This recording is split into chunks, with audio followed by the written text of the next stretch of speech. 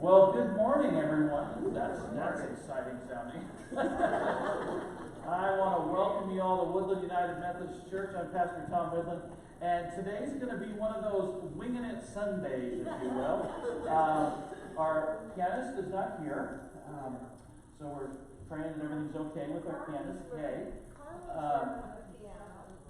Well, we have lots of piano players, but they're not ones that just want to be thrust in right at the last moment to play. So we've got some plan Bs and Cs happening and people jumping in. And also today we are broadcasting the service from beginning to end on Facebook. So that little guy right there is the camera. It's right above you, the little red flashing guy. So normally we just broadcast the sermon, but with people with health concerns and things, we wanted people to feel comfortable to stay home and watch the whole service if that's something they want to do. So that's part of our just trying to be healthy. We have hand sanitizer at all sorts of places. We encourage you to use that as you enter and leave the sanctuary, to wash your hands. All of those good things. I don't know what Ruth. Don't shake your hands. Yes, that's next. If you're watching online, our church just assumes I'm not going to say things that I'm about to say. Yes, during the passing of the peace, we're not going to shake hands. You can do an elbow bump, a little foot thing. Well, nobody was looking, you might fall. Then we have some hip issues. So all sorts of ways to greet each other with the love of Christ without physically touching. And so we just want to stay safe. We want to stay healthy. As things change with what the CDC is telling us and all of those good things, we will keep you posted on how that affects our worship and our meetings and all of those good things. So just stay tuned to church email. If you have questions, you can call the church office and we'll hopefully have some info. If you're not on Facebook, it's a good thing to figure out how to follow us on Facebook so you can see announcements and that sort of thing as well. But we want to keep people healthy and safe. We also don't want to panic, and we want to be there for folks. I encourage you, too, to share with folks that they can watch online. Right now people are in need of connecting with something, and there's a lot of fear. And if you're watching online, let us know you're watching. Just say, hey, I'm here. I'm here. And so we know that. And then also you can obviously continue to tithe. I know that seems like a typical church, but you can continue to tithe online as that affects how we continue to do our ministry. So with that, I want to welcome you all. We're ready for a fun service, a good service where we connect with Jesus. And so with that, I'm going to hand it off to Josh to get us started. Good morning, everyone. Good morning. I got stage fright. I just want to ask, are those just antibacterial hand sanitizer out there? Okay, wash your hands because this is a virus, not a bacteria, so those are not going to do much for this virus specifically. Just like the flu, just wash your hands and let them touch your face. We're all going to be kind of hunky-dory, as Grandma used to say. So, as Pastor Tom's already said, good morning, welcome everybody. We start off where he left off. We do have these here red friendship pads within the queue. So if you're new around here, we'd like to know that you're here so you can write your name down, your email if you want to sign up to be a member, whichever. It's all a bunch of information's in there. And then we also have these white joy and concern prayer cards. You can fill out whichever line meets your fancy, and they'll be collected during the first hymn from the pastor that was done. Of course, we have these wonderful computer futuristic type things in our pockets all the time now, but do go ahead and switch those to vibrate so they don't disturb the service. And if you will check the church calendar in the bulletin, there's activities happening all throughout the week. And for any of those that have announcements about those activities, do feel free to come forward to the microphone. And then after the worship, of course, we can always go right through those two double doors. We've got some coffee and refreshments just to chat about whatever we don't feel like doing this week. Don't seem to be any announcements. So, before... Oh, there is? Oh, yeah, there is.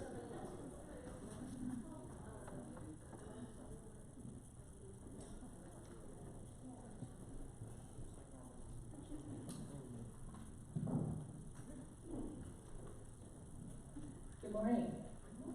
United Methodist Women's Lenten lunch is coming up this coming Wednesday. It will be at noon, and we'll have everything all set up for you.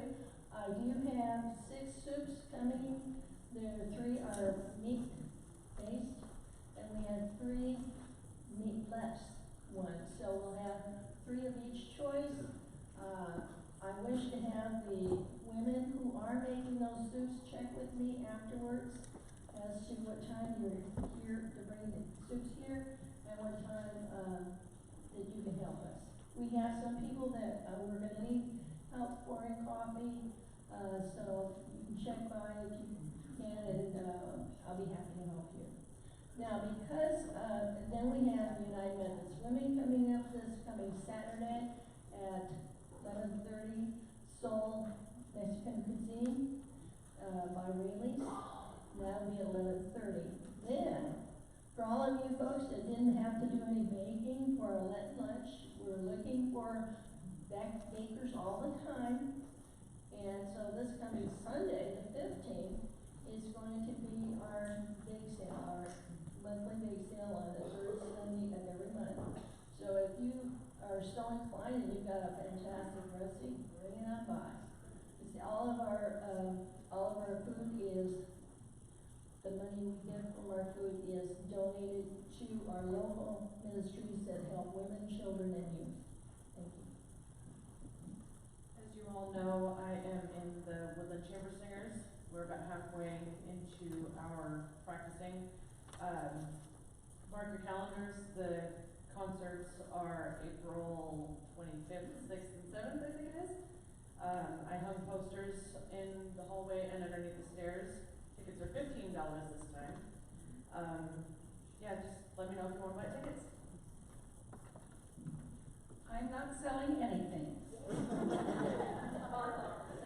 But I want to remind you that the Threshold Ministry will be meeting this coming Tuesday night in the chapel. We meet at 6:30 till whenever we decide it's time to go home.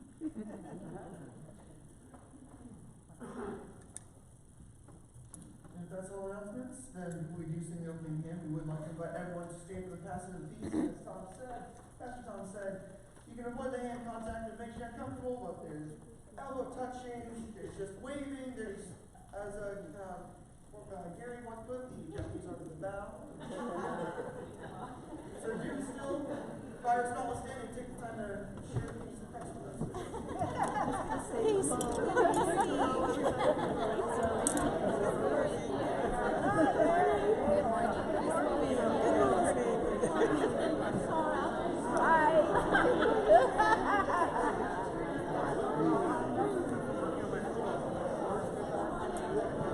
Hello there! And we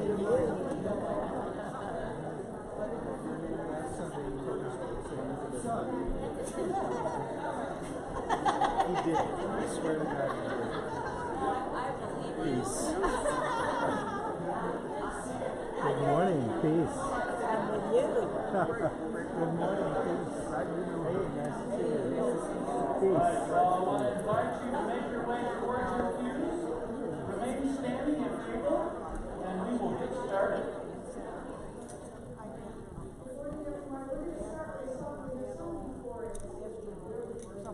No time, so please sing A joyful song to the Lord.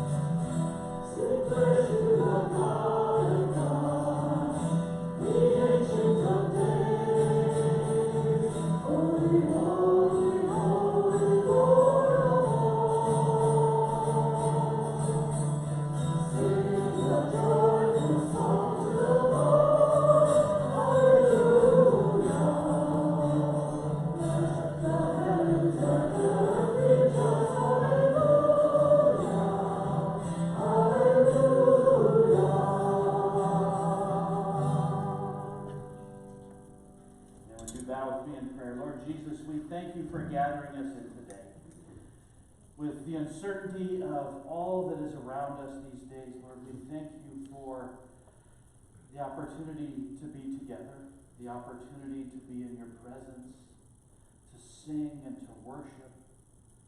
Lord, center us in today. Draw us close to you, transform us, and make us new. I pray this in Jesus' name. Amen.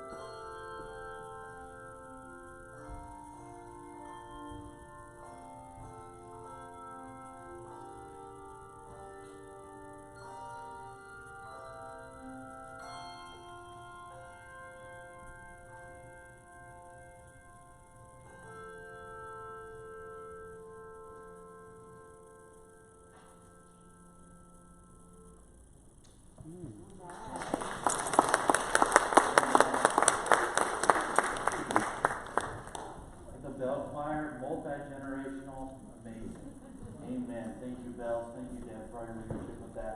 Well, I want to invite up our kids. So if our kids are here, come on down. I see a few of them. Running around. Here they come.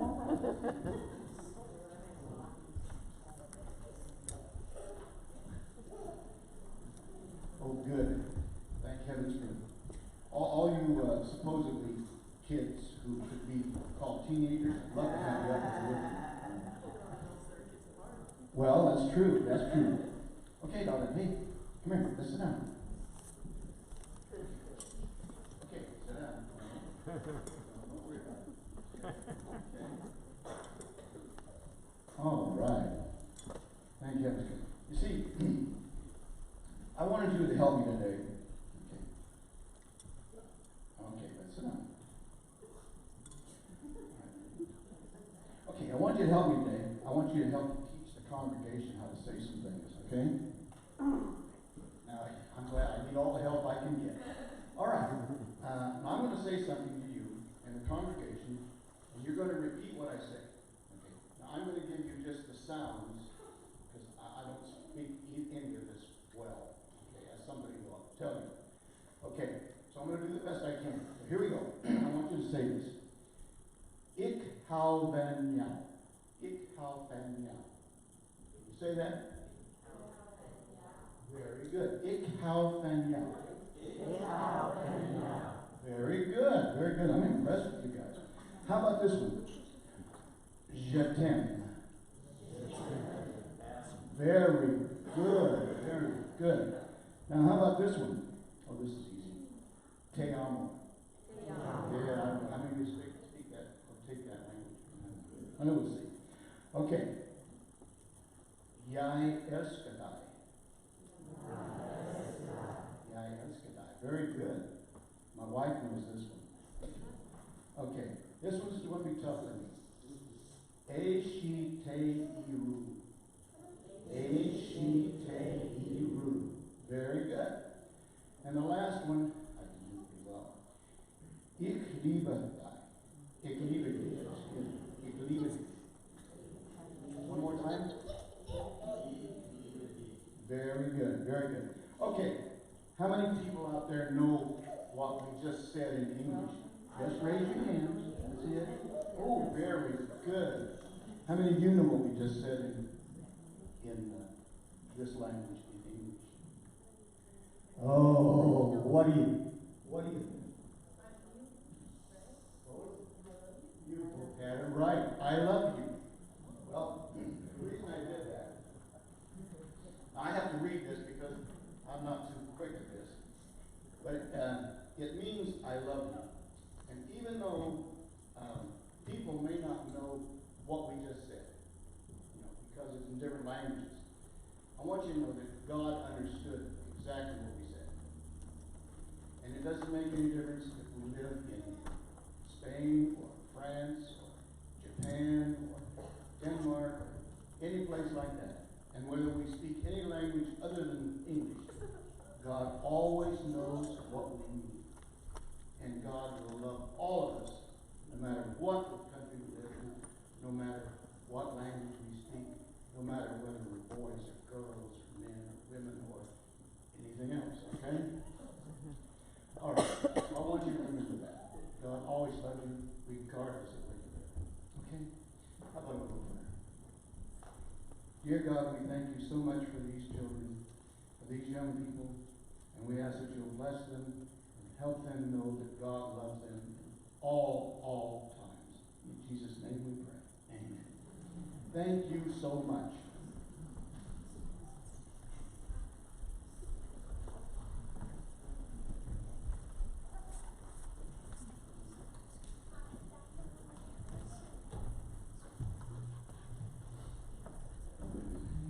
So I actually found a new quote coming from my grandmother's fatherland of Germany. It's a proverb saying, "Charity gives itself rich, covetousness hoards itself poor."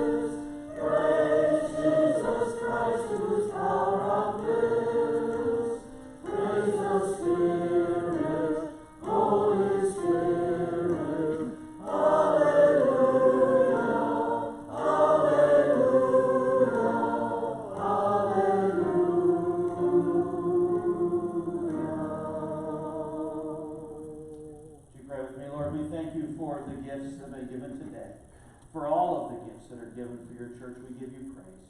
We pray you would bless them, multiply them, God, and use them for your kingdom. I pray this in Jesus' name. Amen. And you may be seated. Invite our youth up for our mission moment.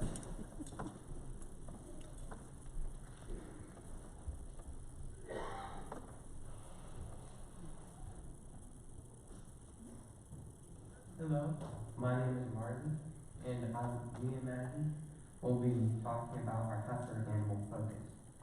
So I've decided to donate chickens to the heifer project, and a single chicken lays over 200 eggs in a year.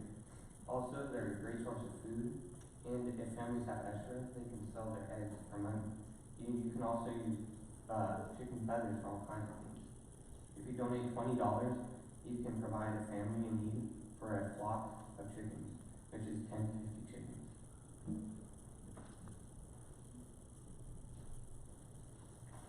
You can also donate fish.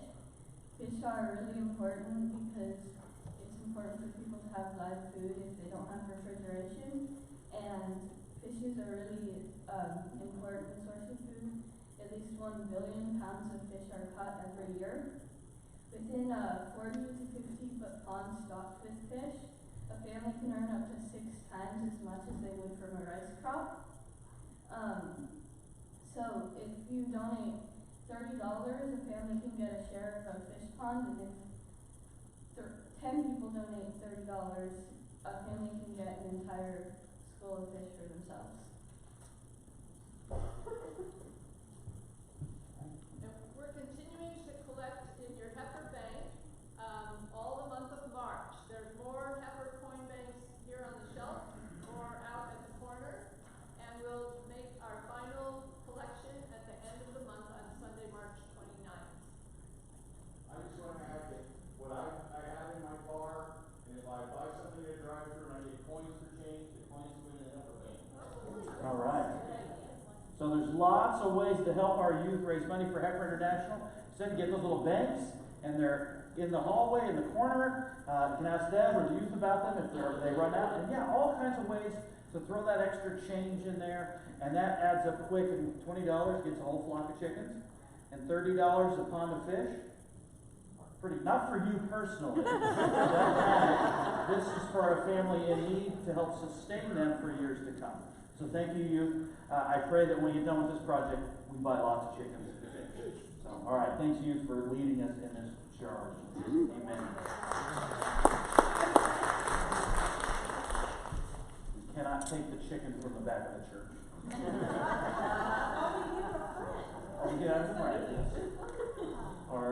Our county workers love the chicken as much as we do. Well, with that, we want to continue our worship with our time of prayer and our prayer needs.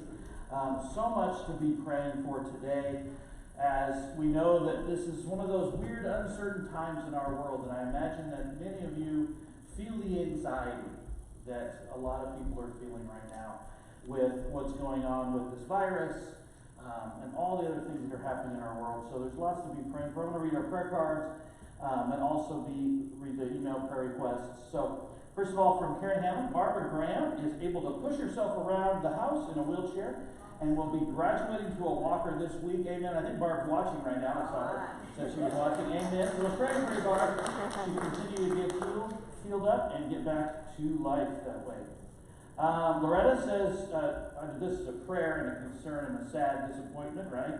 That she had plans to go to Hawaii but her doctor said, I don't think you should. And so that trip was canceled. And so we'll be praying for that. And then also prayers for a good friend with disabilities who is still confined on the Princess ship that's being quarantined. So we'll be praying for that as well. And then I think we have Jack is up in here. So yay, Jack. There he is. And praise God, and thank you for all the prayers. I know that they're much appreciated. And then also concerned that neighbors of theirs are also on the Grand Princess waiting to be allowed off the ship. We just all agreed not to go on a cruise. Let's just stop confining ourselves to boats. That's a good thing. But we want to be praying for that. Jack again says thank you for all the prayers and good wishes during his hospitalization. So praise God for that. And then Jen says just a joy that her best friend had a baby girl that is happy and healthy. So amen to that. Praise God for new life. And then email prayers this week. I sent a prayer request in with some of you that went down to Trona with us for our mission trip, our work trip. One of the homes that we stay in and that we did a little bit of work on, they're the Delfini family. I've stayed in their home 3 times. I've never met them. Their son and his girlfriend were killed in the tornadoes in Nashville 2 weeks ago, or whenever that was, a week or so ago. So be praying for their families as well. And then lastly, many of you got the email on Friday of Shauna Bagley's passing. Just a tragic thing. I know our hearts are broken from that. She was such an integral part of this church. And so we'll be praying for her family, her friends, for our church. And the service will be on March 21st, Saturday, 11 a.m. with a reception to follow. We will need, I know Diane is rallying the troops for that, and she won't be able to be here because of prior commitments. So we just need all hands on deck that day to make that wonderfully. So see Diane, yeah, she will give you a job for that day. And so be praying for Shauna's family again, and just as we mourn her loss. And so with that, let's bow and let's just for a moment be still before God. And then I'll pray, and then I'll invite you to join me in the Lord's Prayer, which is not on the screen today, but will be in the hymnal on number 895 if you need that. So.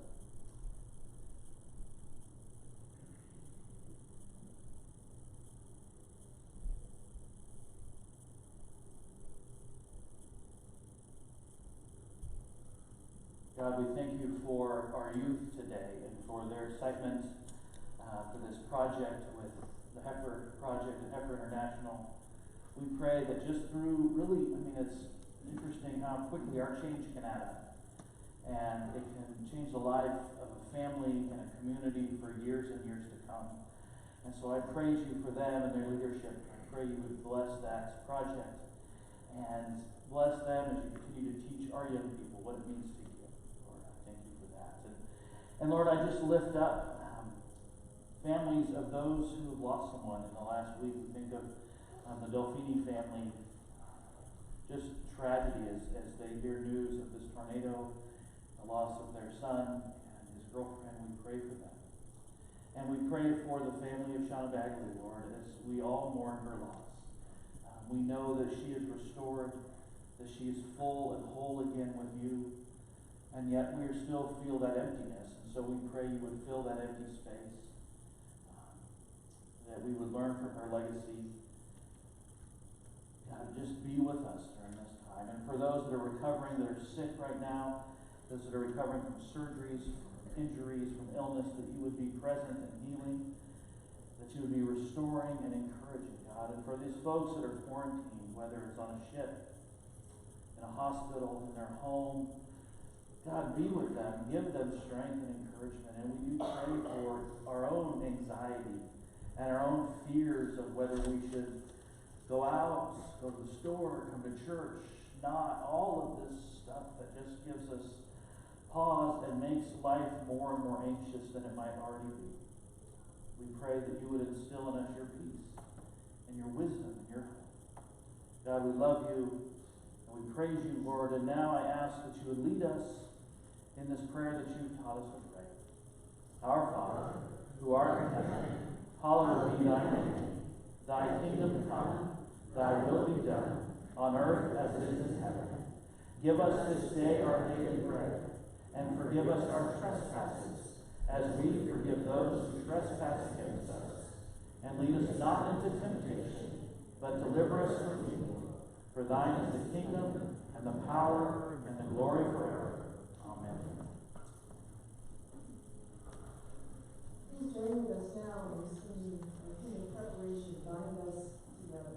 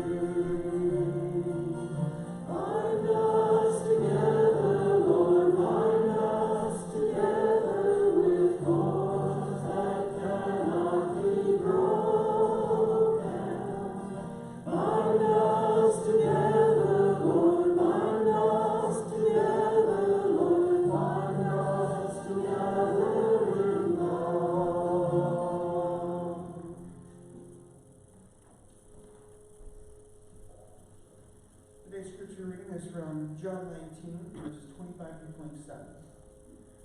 Meanwhile, standing near the cross of Jesus were his mother and his mother's sister, Mary the wife of Clopas, and Mary Magdalene. When Jesus saw his mother and the disciple whom he loved standing beside her, he said to his mother, "Woman, here is your son." Then he said to the disciple, "Here is your mother." And from that hour the disciple took her into his own home.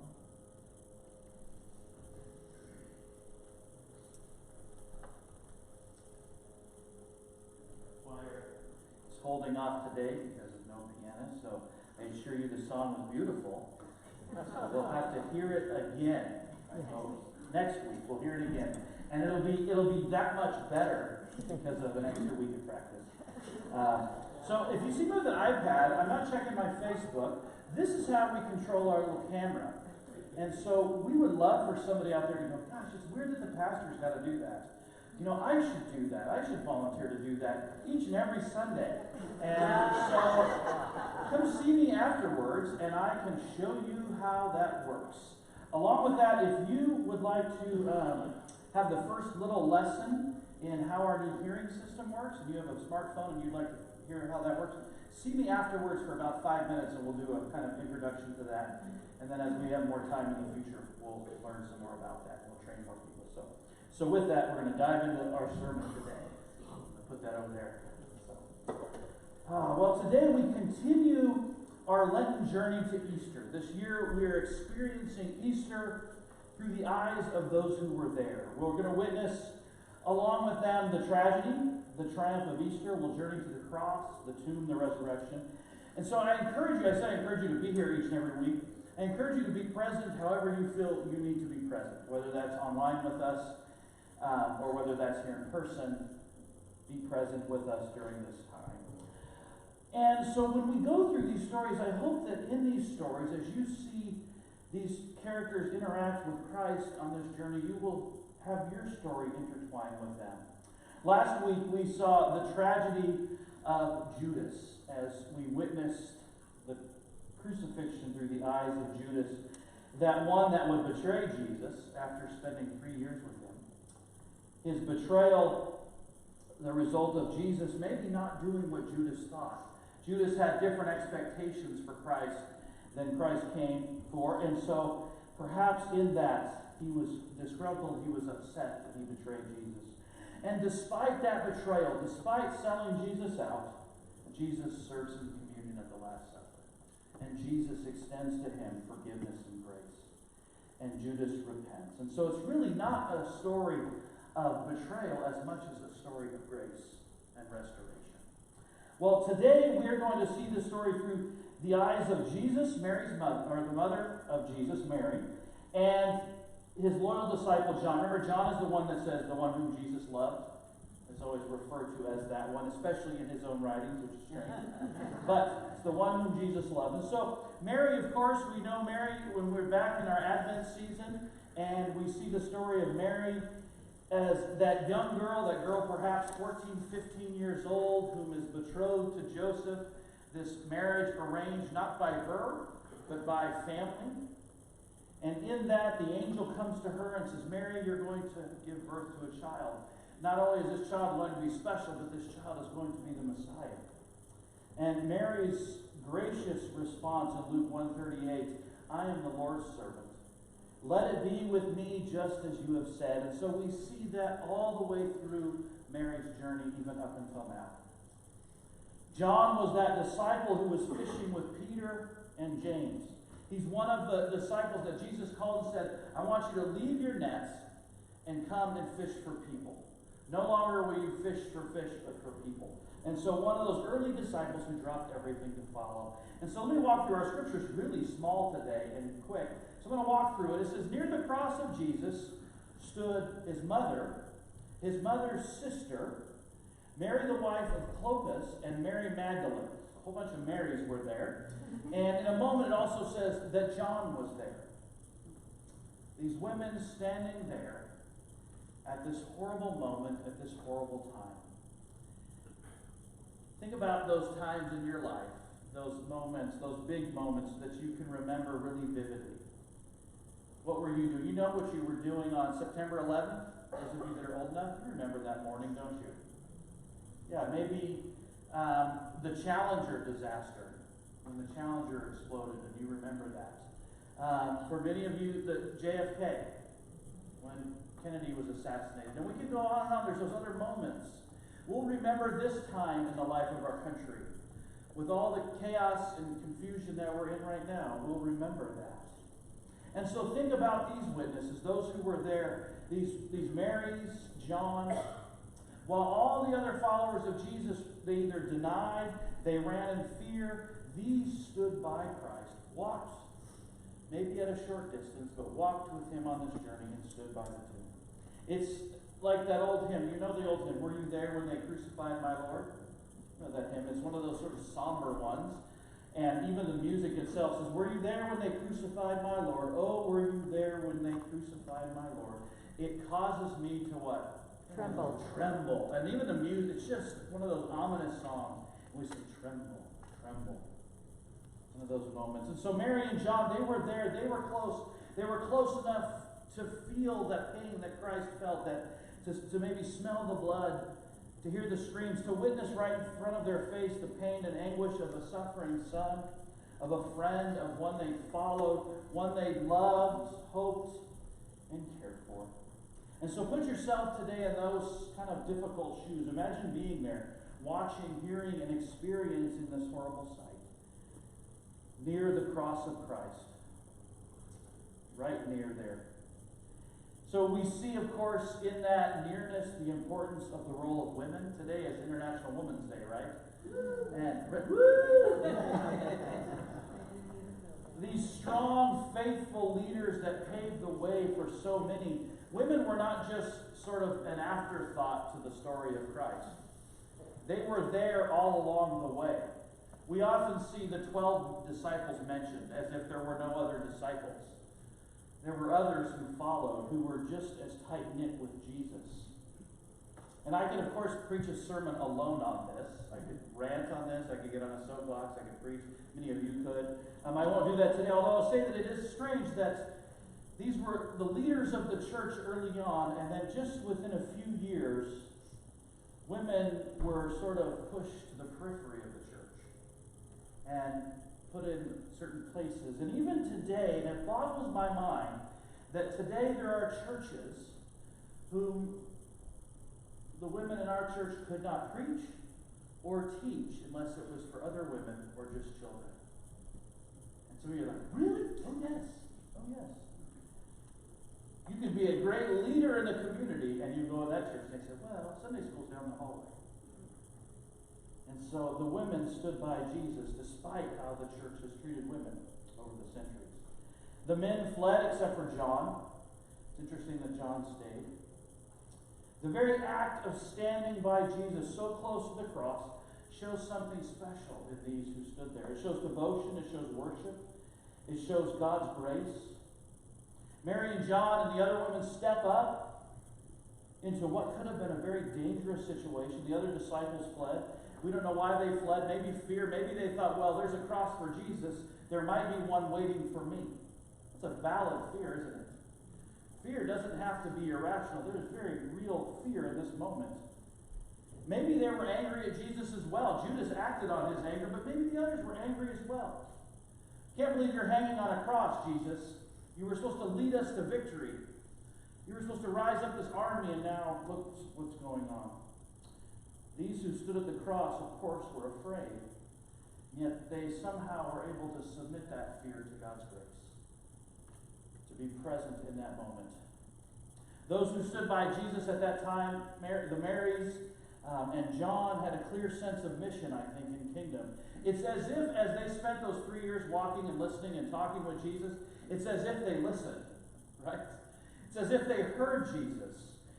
We in hindsight, we read the Gospels and we're going, well, it's not a shock that this happened. He said it a whole bunch that this was going to happen. And so I imagine these were the ones that really listened to Jesus. They heard him. They heard what he was saying. And so for them, they understood that it was a kingdom that Jesus ushered in that wasn't about military conquest or the Romans. It was about changed lives. It was about an upside-down kingdom. We sing and pray that song, Open My Eyes and Open My Ears, you know the one? And it's as if these disciples really had their eyes and ears open. And they saw the world the way Jesus would see the world. There was a certain kind of devotion to that. And then it goes on, it says, when Jesus saw his mother there, so Jesus is on the cross and he looks down and he sees his mother, sees Mary there. And it says, and the disciple who loved him standing nearby, he sees John there. He says to her, woman, here is your son. Interesting. He looks at Mary and says, Mary, woman, this is your son. Pointing at John. This is your son. And then to the disciple he says, here is your mother. From that time on, the disciple took her into his home. Really strange response, and yet it makes sense to their devotion and their anguish. Jesus, with his life almost over, does this great thing. He gives Mary and John, and he gives all of us clear instructions. From the cross, he imparts these instructions. From the cross, he gives us this new community. It's as if all of us are left something special. The inheritance that he leaves them is each other. He says, you now have each other. You are now together in this. Woman, here's your son. Disciple, here is your mother. In his dying breath, Jesus gives his mother a new son. And in John gives a new mother and someone to entrust. As he dies, Jesus entrusts the life and welfare of each other to each other. It's as if the church is maybe born then. We always talk about the church being born when? On Pentecost Sunday in the first chapter of Acts. But it's as if it's being born in that moment. You have each other now. There's a new relationship. No longer do we depend solely upon our flesh and blood to define our family, but we are a family together in Christ. In Mark 3, Jesus already alluded to this. He says in Mark 3, a crowd was sitting around him and they said to him, your mother and brothers and sisters are outside asking for you. And Jesus replies, who are my mother and brothers? And looking at those who sat around him, he said, here, my mother and my brothers. Whoever does the will of God is my brother and sister and mother. A new community is formed in that moment. From the cross, with Mary and John, Jesus creates a new community. It would become a family to the widow, to the orphan, to the outcast, to the stranger. It would continue that earthly ministry. It would continue that table fellowship that we saw at the Last Supper. It would continue that. John 1, 12 through 13. To all who received him, who believed in his name, he gave power to become children of God, who were born not of blood or the will of the flesh, or of the will of humanity, but of God.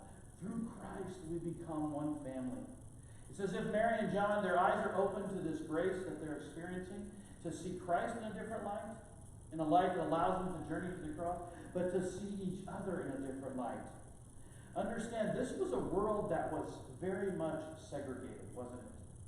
Who you ate with, who you spoke with, who you shopped with, everything was segregated. And in that moment, Jesus says, no, you're all a family now. Those lines are done. You're together. There's not in, there's not out, there's not Jew, there's not Gentile, there's not men and women. There's just together. There's just together. And so when we refuse to welcome, we refuse Jesus' call to us as he hung on the cross. When we shrink our table, when we put up barriers, we refuse the cross. And of course, this comes in a lot of forms. It comes in institutional rules, right? Like we have in our book of discipline in a couple spots.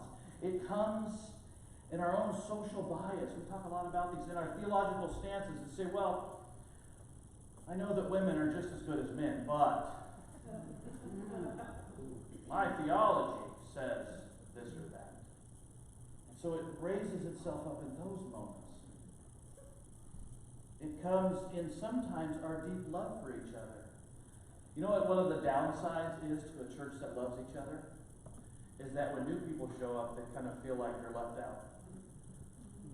Right? It happens here. Not so much in here as where? Out there. Everybody knows, in there. In there. And it's because we love each other. We see each other once a week, and so we say, oh my gosh, it's good to see you. And people, hey, I'm also here. Sometimes it's like the 6th grade cafeteria all over again. I say that in love, but that happens. We're given a hi and a welcome during the greeting, maybe a fist bump or an elbow bump, and then we go in there and folks sit alone. They sit by themselves. We have to do better on that. Jesus said, this is your mother, and this is your son, this is your community. See each other through different eyes. And love each other in different ways, whether it's in the world or in there. You see, I love the story because it reveals what the church should look like at its best. Through Mary and John and the other Marys, Jesus conceived and made possible a new community with the widest embrace in all of the world. And so my hope today is that this church becomes a community that truly is the beloved community. And I love our bell choir today because it's the beginning of the glimpses of what our church should look like, right? Young and old. We just need a few different other looking folks over there. But a mix of folks, this beautiful rainbow of people reflecting God's community who say I love you in all the languages that Frank shared. Except for hugging. Or shaking hands. That's the hope, I think, and that's the vision that Christ laid out for us. And so the challenge is twofold today. It's to embrace, first of all, that open eyes and open ears that Mary, those other women, and John had. When we see Jesus the way they did, we follow. Even in difficult things, we follow. We experience grace. We're willing to go forward even when no one else does. To move into those new spaces and then to become a community to all people. Community that Jesus called us to be open, welcoming, embracing of all, even in the cafeteria, and in here, and out there, in all of those places. And to continue to do that as we figure out what it looks like to do church in the day and age of pandemics. Right? When we try to figure out what that looks like and how we do that. And so we become that church. We see through Christ's eyes. We see Christ in different ways, and we see each other in different ways. Would you pray with me? Lord, forgive us when we shrink the table. Forgive us when we, because of our love for each other, forget there's other people. Those sort of symptoms of a healthy thing. Forgive us for that. God, help us to see you with that grace that Mary and John did. Help us to see each other with that grace. Help us to be the church that you call us to be in all ways. To be a reflection of your kingdom, a rainbow of people, beautiful and reflective of everyone that we meet in this community, in this world. I pray that in Jesus' name. Amen. Amen. Well, I think the choir is going to come up and help us with our closing hymn. And so I want to invite the choir up. I want to invite you to stand. And I'm not going to greet at the back door today. I'm just going to wave at you after service. So let's stand and worship God.